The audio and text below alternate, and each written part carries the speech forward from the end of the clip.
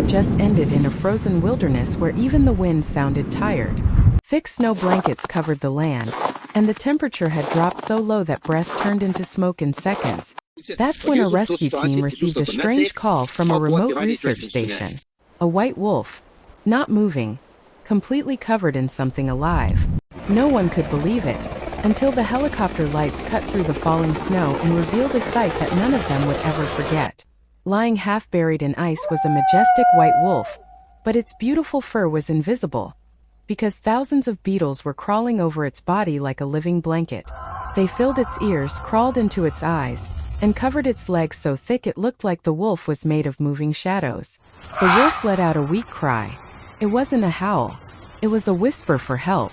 The team rushed forward, but the moment they got close, the beetles erupted, flying, crawling, swarming everywhere.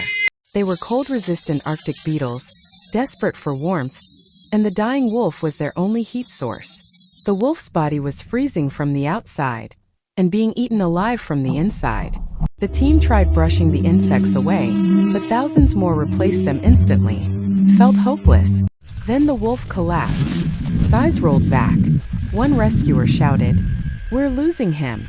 That's when the team leader made a decision that sounded insane. They activated portable emergency heat flares and placed them in a wide circle around the wolf. Suddenly, the temperature around the animal rose, and something unbelievable happened. The beetles began to abandon the wolf, crawling toward the heat, thousands of them pouring off his body like a black river across the snow. Within minutes, the wolf was visible again. White fur, scarred skin, frozen blood, not breathing.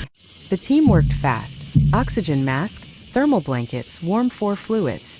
Someone whispered, "Please." Their breath fogged the air. Then, the wolf moved. Just slightly. A leg twitched. A tail shivered. Then the chest rose. The wolf gasped. A deep, broken breath filled the frozen silence. The white wolf was alive. The team carried him into the helicopter, wrapping him tight in warmth and hope.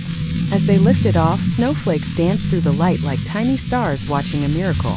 3 days later, the wolf stood, weak, shaking, but alive. A week later, he howled again, a sound so powerful it echoed through the mountains like nature itself saying thank you. When the team finally released him back into the wild, the white wolf looked back once, just once, then vanished into the snow. A ghost, a legend, a survivor. And from that day on, the locals called him the wolf who came back from winter.